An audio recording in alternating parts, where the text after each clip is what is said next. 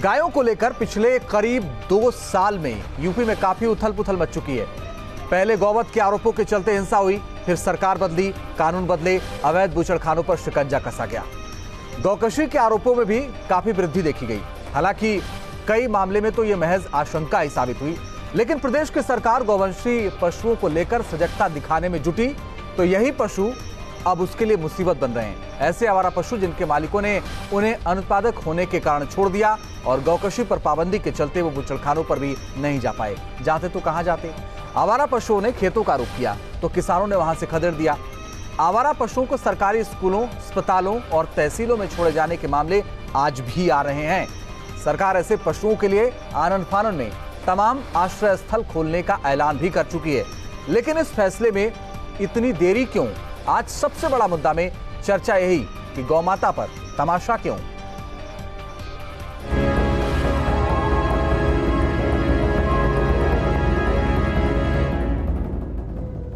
इन्हें रास्ता छोड़ो, अलीगढ़ के इगलास तहसील के गोरई और बेसवा कस्बे का नजारा है ये। कहां तो प्राथमिक स्वास्थ्य केंद्र में कोई झांकता नहीं था और कहां सैकड़ों की तादाद में ये भीड़। लेकिन ये भीड़ मरीजों की नहीं बल्कि आवारा पशुओं की है, जिसे हाँक कर स्थानीय ग्रामीणों ने प्राथमिक स्वास्थ्य केंद्र और प्राथमिक स्कूलों में भर दिया। किसान करे भी तो क्या, आवारा घूमते पशु खेतों में घुसकर फसलों को नुकसान पहुंचा रहे हैं और किसान कुछ कर भी नहीं पा रहे। लिहाजा उन्हें यही जगह महफूज दिखी पशुओं के लिए। और साहब इसमें कई जगह झगड़ा हो चुका है और फौजदारी हो चुकी है और साहब हमारा और किसान भाई बहुत परेशान है और खेत को नष्ट, फसल को नष्ट कर रहे हैं। आज क्या किया है आपने? आज ये किया है कि स्वास्थ्य केंद्र गोरई डिस्ट्रिक्ट अलीगढ़ में सभी गांवों को, क्षेत्रवासी जितनी बार गाँव है उतनी सबको जमा किया है। काफी ज्यादा पारा पड़ता है, पारे से फसल परेशान है, लेकिन किसान उससे परेशान है गऊओं से और बाजारों से। अब उनको रखाएं, उनके रखाने में कोई तकलीफ हो जाता है, किसी का कुछ होता है, किसी का कुछ, काफी नुकसान हो रहा है। गौवंशीय पशुओं की कटान पर रोक, अवैध बूचड़खानों पर प्रतिबंध और गोकशी के बढ़ते आरोपों के कारण आवारा पशुओं की संख्या बढ़ी। सरकार ने आनन फानन में आवारा पशुओं के लिए आश्रय स्थल बनाने का ऐलान किया, लेकिन ये काम पहले किया होता और फिर पाबंदी लगाई होती तो नुकसान न होता। अलीगढ़ हो या कोई और जिला, समस्या हर जगह एक है। किसानों का चरा जा रहा है, हजारों की संख्या में गिर रहा है, सबका फसल नष्ट हो जा रहा है किसानों का। इसलिए कलेक्ट्रेट को केवल दिखाने के लिए कि किसानों कितनी दुर्गत है, ये हम यहाँ पर कलेक्ट्रेट पे लाए हैं। आवारा पशुओं के लिए जो मौजूद प्रबंध है उनमें पहले से ही पशुओं की संख्या ज्यादा है और बाहर घूम रहे ये पशु भी खतरे से कम नहीं। का जो रखरखाव है गौशालाओं में होना चाहिए। गौशालाओं में बहुत ही अच्छी तरह गायों की देखभाल की जाती है, चाहे कोई भी गौशाला हो। और इनको यो क्या है, अधिक गाय होने की वजह से गौशाला में ये थोड़ा स्पेस की प्रॉब्लम आती है, स्थान की दिक्कत आती है। बाकी तो गौशाला से अच्छा गायों का देखभाल मेरे विचार से कहीं नहीं हो सकता है। खेत खलिहान में फसलों को खतरा, सड़क पर हो तो इंसान को खतरा। सरकार पर आरोप लगते रहे कि सरकार दूसरे कामकाज की तुलना में गायों पर ज्यादा ध्यान दे रही है। इन आरोपों को सही भी माना जाए तो भी सवाल बरकरार है कि इतनी कवायद के बाद भी किसान परेशान क्यों हैं। Team news 10। और सबसे बड़ा मुद्दा कार्यक्रम में आज का जो हमारा बहस का विषय है वो ये है कि आवारा पशुओं की समस्या बढ़ने के पहले आश्रय स्थल का फैसला न लेना क्या सरकार की बड़ी चूक है। आप अपनी राय ट्वीट कीजिए, हम तक पहुंचाइए # सबसे बड़ा मुद्दा @News8 हिंदी। और इस पर बातचीत करने के लिए मेरे साथ स्टूडियो में मौजूद हैं आचार्य विवेक विराट जी, धर्मगुरु हैं, विक्रम सिंह साहब हैं, पूर्व डीजीपी उत्तर प्रदेश, इसके अलावा चंद्रभूषण पांडे जी हैं, प्रदेश प्रवक्ता बीजेपी, पंकज तिवारी साहब हैं, प्रदेश प्रवक्ता कांग्रेस, लखनऊ स्टूडियो जुड़ रहे हैं, जफर अमीन साहब जुड़ रहे हैं हमारे साथ, प्रवक्ता हैं प्रदेश के समाजवादी पार्टी का पक्ष रखेंगे। आप सभी का बहुत स्वागत है। और इसके साथ ही हमारे सहयोगी आगरा से नितिन उपाध्याय जुड़ रहे हैं, उनका भी रुख करेंगे, जानेंगे। लेकिन चंद्रभूषण पांडे साहब, क्या यह सच नहीं है कि आपकी नींद तब खुली जब किसान परेशान हो गए, उनकी फसलें लूट गईं, जब सड़क हादसों में तमाम लोगों की मौतें हो गईं?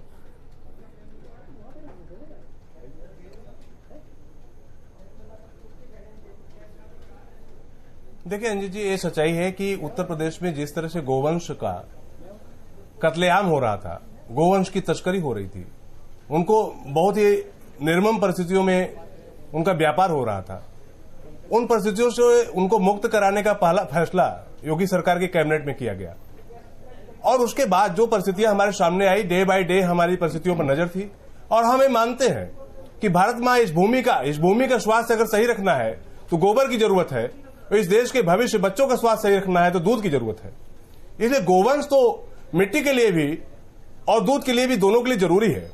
इसलिए हम लोग की पूरी कोशिश है कि सरकार अभी ग्राम पंचायत से लेकर विकास खंड, नगर पंचायत, जिला स्तर तक, नगर निगमों तक एक बड़ा व्यापक ढांचा खड़ा कर रही है।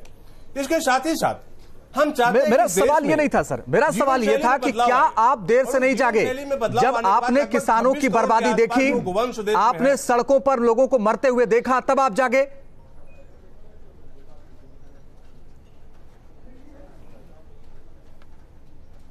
देखिए अंजित जी, ये सच है कि जब समस्याएं सामने आती हैं तो सरकारें, सर 2 साल में आपको समस्या नहीं दिख रही थी? लोकप्रिय सरकारों का आपको 2 साल में समस्या नहीं दिख रही थी? सरकारों का लक्षण होता है। आपको 2 साल में समस्या नहीं दिख रही थी? जब किसानों ने स्कूलों में, अस्पतालों में इन पशुओं को रखना शुरू किया, तब आपको समस्या दिखी? किसान सीधे तौर पर आपसे कह रहे थे कि साहब छेद लीजिए, समस्या हमारे सामने है, हमारी फसलें लुट रही है, तब आपको नहीं नजर आ रहा था?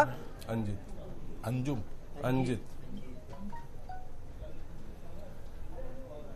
नहीं अंजित जी, मैं किसानों के समय समय पर मिलने वाले सुझावों को ध्यान में रखते हुए गोकुल मिशन योजना 2014 में शुरू किया था। गोकुल मिशन योजना 2014 में शुरू किया। मेरा ये कहना है कि उनकी फसल लुट गई और आप तमाशा देखते रहे। हमारे देख सकते हैं आपके अधिकारी और आपके मंत्री एसी कमरों में बैठ करके तमाशा देखते रहे। तो बताइए चंद्रभूषण पांडे जी, सारी योजना तो आसमान पर है, धरती पे कुछ उतारेंगे? जफर अमीन साहब रुक जाइए, एक हम डिरेल नहीं करते हैं इस चर्चा को, सीधी दिशा में ले जाते हैं। आप अपनी आंख का चश्मा सही करिए तो योजनाएं आपको दिखेंगी। आप इस चीज को तो स्वीकार कर रहे हैं ना, गोवंश बढ़ गया है। गोवंश बढ़ना हमारी नीति का ही परिणाम है। सर ये हम देख लेंगे बाद में। सुरक्षा मिले, सम्मान मिले, गौरव मिले। चंद्रभूषण पांडे जी, एक सवाल का जवाब और, एक सवाल का जवाब और, किसान तबाह हो जाए। सीधा सवाल कर रहा हूं। जफर अमीन साहब एक मिनट, चंद्रभूषण पांडे साहब, आप तो पूर्व अधिकारी भी हैं, मुझे एक सवाल का जवाब और दे दीजिए। अगर ये अधिकारी आवारा पशुओं को सही जगह पर पहुंचाएंगे, अपना काम कब करेंगे? सीधा जवाब दीजिएगा। जी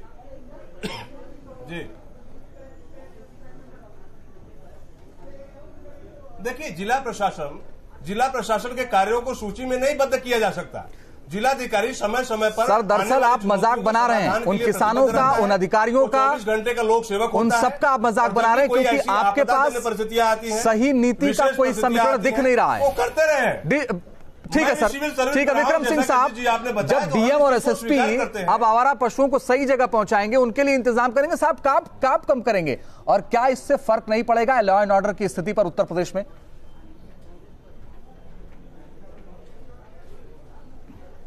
कैसे नहीं पड़ेगा? एक सुविचारित योजना के अभाव में आपको ये समस्या का सामना करना पड़ रहा है। इसके पहले भी एनिमल हस्बेंड्री डिपार्टमेंट था, हर जनपद में कांजी हाउस यानी कैटल पॉन्ड्स हुआ करते थे, और आवारा पशु चाहे वो गोवंश के हो, सुअर हो, कुत्ता हो या जो भी हो, पकड़ करके कांजी हाउस में भेज दिए जाते थे। लेकिन ये सब चीजें निष्क्रिय हो चुकी हैं। कांजी हाउस, कैटल पॉन्ड्स की जो जमीनें थी, बाहुबलियों ने उन पर कब्जा कर लिया है। उनसे पहले मुक्त कराएं और उनको रखने की व्यवस्था कराएं। जो एनिमल हस्बेंड्री डिपार्टमेंट है, आप याद करें, आप लोग तो बहुत छोटे हैं मुझसे, लेकिन 17 साल की उम्र में अगर मैं कुत्ता भी पालता था, एनिमल हस्बेंड्री डिपार्टमेंट एक लाइसेंस देता था और 10 रुपए साल आ करके हमसे किराया, उसका जो है शुल्क वसूल किया जाता था। लेकिन वो चीज, सारी व्यवस्थाएं सब चरमरा गई। कैटल पॉन्ड्स को व्यवस्थित करें और जो जिसका काम है, डीएम एसपी कानून व्यवस्था को देखें और अपने अधीनस्थ पर्यवेक्षण में, निकट पर्यवेक्षण में इसकी व्यवस्था करें कि आवारा पशु पकड़ा जाए। लेकिन अगर डीएम एसपी ही अगर गोवंश को पकड़ करके नियंत्रित करेंगे तो अपराधियों को कौन नियंत्रित करेगा, उनको कौन पकड़ेगा? जिसका जो काम है वो करे। मैं समझता हूं कि काफी दिनों से एनिमल हस्बेंड्री डिपार्टमेंट डिरेल हो गया था, उसको पटरी पर लाने के लिए दिशा निर्देश दिया जाना आवश्यक है। खुद जाकर के गाय बैल पकड़ना, ये एक तो हास्यास्पद स्थिति उत्पन्न हो जाती है कि अजायब घर में रखे, कांजी हाउस में रखे, थाने में रखे, और अब तक सुना किसी जिले में एक एक गाय पालने का भी निर्णय लिया गया है। ये देखिए, पुलिसिंग और प्रशासन ये फुल टाइम जॉब है एकाग्र होकर करने का। विवेक विराट जी, जो फैसला सरकार ने लिया, चंद्रभूषण पांडे जी आ रहा हूं मैं एक मिनट आपके पास। विवेक विराट जी, जो फैसला सरकार ने लिया, आपको लगता है कि इतने ही फैसले से गौ माता संरक्षित हो जाएंगी, उनका पूरा इंतजाम हो गया है, या सिर्फ आपको लगता है दिखावा है? नहीं, ऐसा तो नहीं कहेंगे कि सरकार का दिखावा है। अगर दिखावा ही अगर होता तो शायद योगी जी के आते ही बूचड़खानों पर पाबंदी नहीं लगती। जहां हमारी गौ माता का कत्लेआम किया जाता था और उनका व्यापार किया जाता था, जिसको हम माता कहते हैं उसका हम व्यापार कर रहे हैं हमारे ही देश में। हमारे तो शास्त्रों में यहां तक वर्णित है कि जहां गो हत्या होगी वहां सर्वनाश होगा, वहां भूकंप आएगा, वहां भूचाल आएगा। तो कहीं ना कहीं योगी जी ने ये पहल करके बहुत ही स्वागत योग्य कार्य किया है। हो सकता है वो देर सवेर थोड़ा लेट हो गया, वो अलग विषय है, परंतु कहीं ना कहीं गो वंश या गो माता का जो ये कानून बनाया है कि जो लोग छोड़ देते हैं गौ माता को और उसको कहीं ना कहीं अपने लाभ के लिए बूचड़खाने में बेच देते थे, एक तो उससे वो रुका, और दूसरा अगर योगी सरकार ने गौ माता के संरक्षण के लिए अगर ऐसे कोई चीजें लाई हैं तो वो स्वागत योग्य है, उनका स्वागत करना चाहिए। ठीक, हमने दिखावा इसलिए बोला था विवेक जी क्योंकि मनोहर पर्रिकर का बयान और किरण रिजिजू का बयान सबने सुना था, उन्होंने क्या कुछ कहा था। जफर अमीन साहब, आप सत्ता में थे साहब, अगर आपने इन तमाम पॉलिसी को दुरुस्त किया होता, बेहतर किया होता, तो आज संभवतः इस पर चर्चा नहीं करनी पड़ती कि आखिर कैसे संरक्षित किया जाए। अच्छा अंजित जी, हमारी सरकार में कहीं किसानों को देखा था आपने कि इस तरह के गायों को या सांड को कहीं हॉस्पिटल में, तहसील में या किसी जगह ले जाया जाता था किसी प्राइमरी स्कूल में? ये तो सारी समस्या इस सरकार ने पैदा किया है और इसकी जिम्मेदार सरकार है। आज पुलिस से कह रहे हैं कि गाय पाले, अलीगढ़ में एसएसपी ने कहा, नहीं आप बताइए, सरकार के समय अभी देखिए मैं नहीं बोल रहा था, अजीत जी ने कहा तो मैं चुप हो गया। अब हमारी बात आप सुनिए, नहीं तो फिर आप बोल नहीं पाएंगे। नहीं, एसएसपी ने कहा अलीगढ़ में कि सारे पुलिस वाले गाय पालेंगे। अब आप ही बताइए, हमारा ये कहना है कि मुख्यमंत्री योगी आदित्यनाथ जी और भारतीय जनता पार्टी के लोग, चूंकि ये देश का सबसे बड़ा संगठन है, इसमें सबसे ज्यादा राजनीतिक दल में सदस्य हैं, तो इनके कार्यकर्ताओं को एक एक गाय पालना चाहिए और एक एक गाय अगर पाल ले तो सारी समस्या खत्म हो जाए। पुलिस वालों से ही गाय पलवाएंगे और ये लोग गाय नहीं पालेंगे। बजरंग दल वाले, विश्व हिंदू परिषद वाले, भारतीय जनता पार्टी के लोग, ये जितने लोग हैं, पहले हम लोग पालन इन सब लोगों को गाय पालना चाहिए और मुख्यमंत्री जी को आदेश करना चाहिए। ज्यादातर ऑलरेडी गाय रखे हुए हैं कि जब तक संरक्षण नहीं हो जाता, गौ पालन इस देश के हर नागरिक का ये कर्तव्य है। ठीक है, ये धर्म है कि गौ का ठीक है। जफर अमीन साहब आ रहे हैं, रक्षा करनी। चंद्रभूषण पांडे जी एक मिनट, चंद्रभूषण पांडे जी एक मिनट, चंद्रभूषण पांडे जी एक मिनट, मैं आऊंगा। पंकज तिवारी जी, पंकज तिवारी जी, उत्तर प्रदेश में अब योगी जी ने जो फैसला लिया था, अब आप ये कहिए दे रहा है दुरुस्त है, ठीक है, लेकिन क्या ये फैसला आपको ठीक लगता है?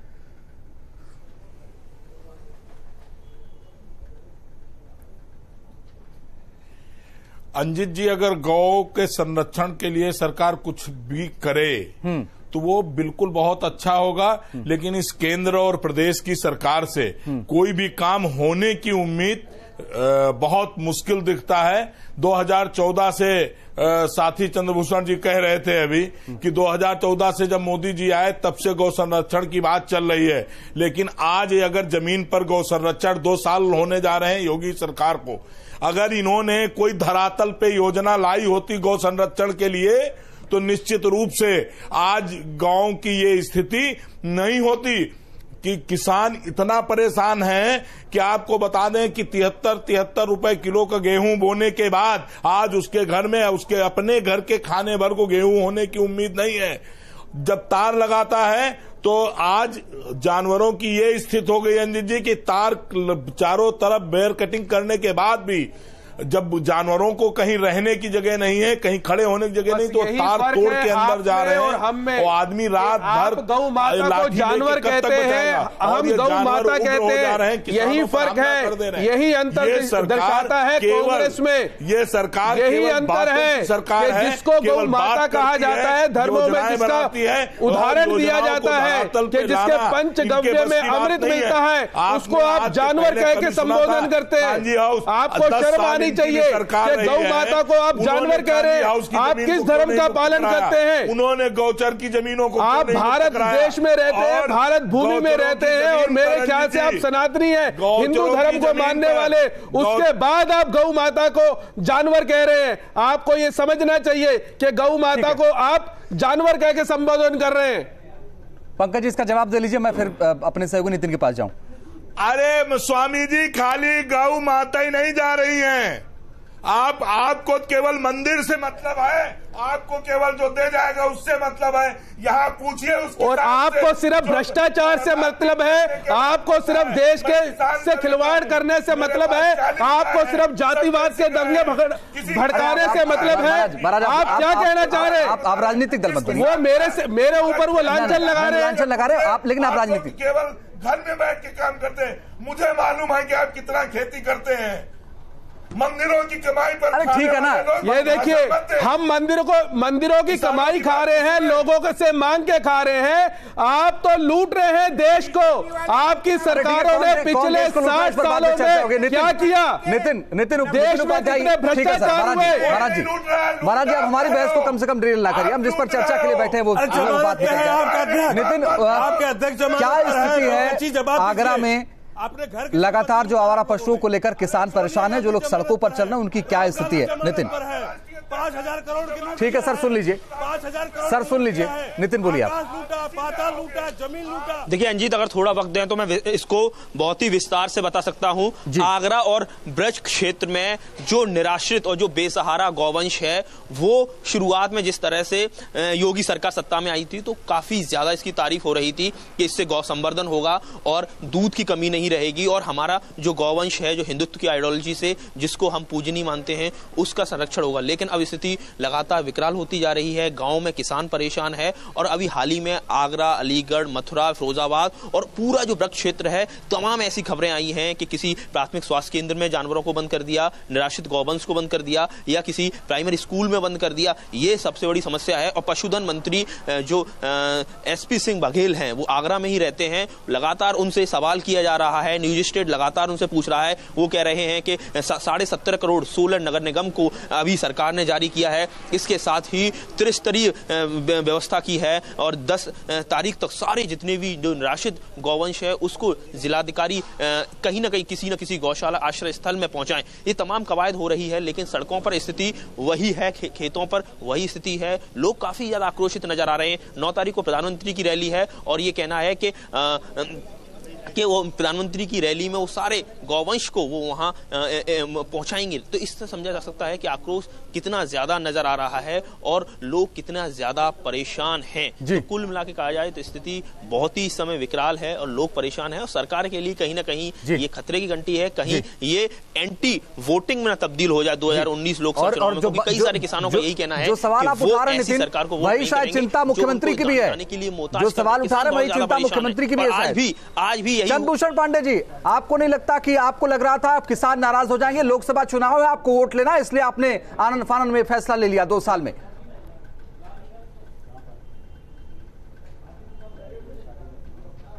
अंजित जी, ये योगी सरकार वो सरकार है जो सत्ता संभालने के बाद पहला फैसला 36,000 करोड़ रुपए का ऋण माफी का करती है। सर, ये वो सरकार है जो, मैं सारी बात से सहमत हूँ, अगर फैसला योगी सरकार ने लिया है। ये वह सरकार है जो किसानों के गन्ना मूल्य के वर्षों से बकाया 28,000 करोड़ से अधिक का भुगतान। अरे सर, मुझे बताइए ना। यह वह सरकार है जिसने गेहूं धान खरीदने रिकॉर्ड खरीदारी। यह वह सरकार है जो फर्टिलाइजर से लेकर के तमाम उर्वरकों को कालाबाजारी रोका। हम किसानों के साथ हमेशा रहे हैं। कोई भी समस्या चंद्रभूषण पांडे जी, आप इसको कब समझेंगे कि उत्तर प्रदेश का लॉ एंड ऑर्डर ठीक नहीं है? पूरे संकल्प और प्रतिबद्धता से करेंगे। किसान क्यों आपके खिलाफ जा रहा है?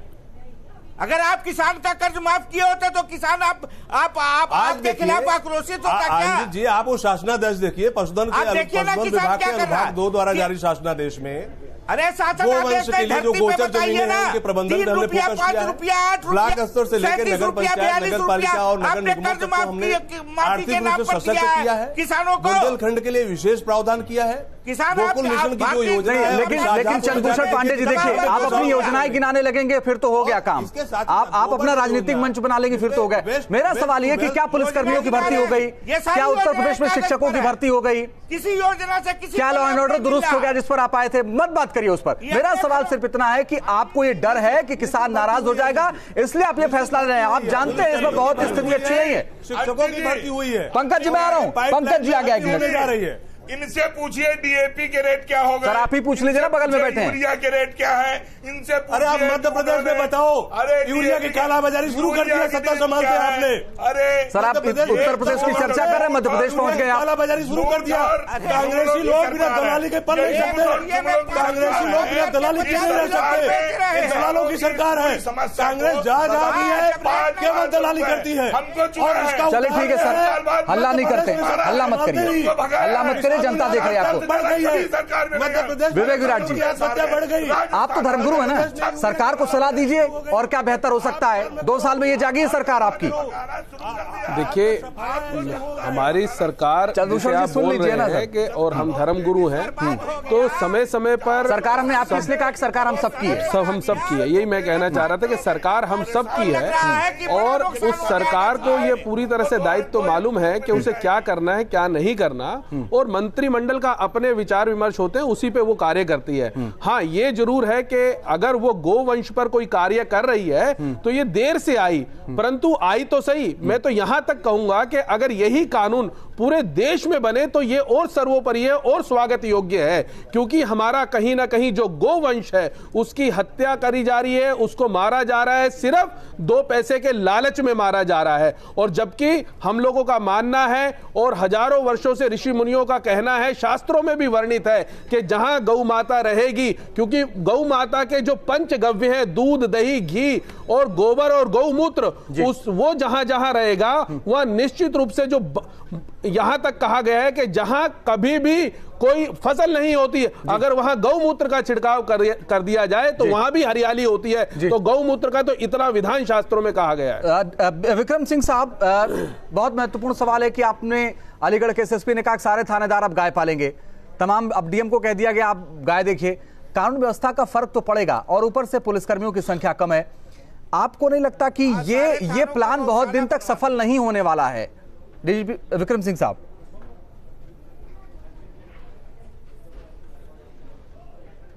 मैं ये केवल ये परामर्श देना चाहूंगा कि पुलिस का काम पुलिस का कार्य है, अपराध और अपराधियों पर नियंत्रण करना। और अगर एसएसपी डीएम मिल के चाहे इस समस्या का समाधान वो भली भांति एनजीओस के माध्यम से, ग्राम प्रधान के माध्यम से और अन्य स्थानों पे जहां पे जमीन उपलब्ध है गोचर भूमि उपलब्ध कराएं और कांजी हाउस और कैटल पॉन्ड्स की व्यवस्था सुदृढ़ रूप से सुनिश्चित करें। पुलिस अगर व्यक्तिगत तौर से गाय और गोबर के चक्कर में पड़ेगा, मैं समझता हूं वो बहुत कोई स्वस्थ परंपरा नहीं है। पुलिस का काम बिल्कुल एकाग्र होकर के अपराध नियंत्रण है। ये 24 घंटे में 28 घंटे काम करने वाला है। हम लोग पूरी 36 साल नौकरी की है, कभी मौका भी नहीं मिला कुत्ता बिल्ली और गाय वाय पालने का, न उसका अवसर है न उसके साथ हम न्याय कर सकते हैं। आप वो काम करें जिसकी बात को आपको तनख्वाह मिलती है और कोई ऐसा शोषण न करें जिससे कि मतलब हाथी के दांत दिखाने के और खाने के और। मैं उम्मीद करता हूं पुलिस का काम पुलिसिंग है। गोवंश के बारे में आपसे ज्यादा सक्षम लोग हैं। आप एनजीओस को लगाइए, गौशालाओं को लगाइए, गो संवर्धन केंद्रों को लगाइए, ये आपसे बेहतर कर सकते हैं। लेकिन अगर आप गाय पालेंगे तो अपराधियों के पीछे कौन भागेगा? चंद्रभूषण पांडे जी, बुलंदशहर में एक इंस्पेक्टर की हत्या हो गई, गाजीपुर में कांस्टेबल अभी चंद दिन पहले मार दिया गया। साहब आप गौ संरक्षण करिए, बहुत अच्छी बात है, लेकिन आप पुलिसकर्मियों की संख्या भी बढ़ाइए, कम से कम पुलिसकर्मी तो ना मारे जाएं। समझ रहे हैं आप उत्तर प्रदेश में क्या हो रहा है? ये देखिए अंजू जी, मैं इसमें स्पष्ट कर दूं और विक्रम सिंह साहब को जानकारी के लिए मैं बताना चाहता हूं कि देखिए जो शासनादेश को आप पढ़ लें, उस शासनादेश में एनजीओ को भी बढ़ाने की बात है। गोचर भूमि प्रबंधन की समिति बना दी गई है। भूमि प्रबंधन समिति गौशालाओं का प्रबंधन सर, डीएम और एसएसपी गाय की रक्षा करेंगे तो लोगों की रक्षा कौन करेगा? इंतजाम के लिए भी शासनादेश में सर, जब डीएम एसएसपी गाय की रक्षा करेंगे, डीएम एसएसपी उसका प्रशासनिक, डीएम उसका प्रशासनिक पर्यवेक्षण करेंगे। ये पूरा का पूरा काम पशुधन लॉ एंड ऑर्डर तो संभल नहीं रहा और नगर विकास विभाग का। लॉ एंड ऑर्डर तो संभल नहीं रहा सर, आप उनको क्या जिम्मेदारी दे रहे हैं? आप ये समझ रहे हैं? नगर विकास विभाग और प्रशासनिक पर्यवेक्षण जरूर रहेगा। प्रशासनिक पर्यवेक्षण जिलाधिकारी का जरूर रहेगा श्रीमान जी। लेकिन आप मेरी बात तो सुन लीजिए। इसमें ये पूरा का पूरा काम देखिए पंचायत विभाग का, पशुधन विभाग का और नगर विकास विभाग का, ये 3 विभागों का काम है। तो आप बताइए ना, किसी विभाग का कोई रोल नहीं है। मना करिए, अपना काम करेंगे, थानेदार अपना काम चलिए करेंगे। सर, मेरे पास इतना ही वक्त था। आप सभी का बहुत बहुत शुक्रिया हमारे साथ चर्चा में शामिल होने के लिए और अपना पक्ष रखने के लिए। सबसे बड़ा मुद्दा में आज हमने सवाल पूछा था, उस पर आपकी क्या राय है आपको बताते हैं। हमने जो सवाल पूछा था वो ये था कि आवारा पशुओं की समस्या बढ़ने के पहले आश्रय स्थल का फैसला न लेना क्या सरकार की बड़ी चूक है। इस पर जो आपका जवाब आया है उसमें 86% लोग कहते हैं हाँ ये सरकार की बड़ी चूक है, जबकि 14% लोग इससे सहमत नहीं है।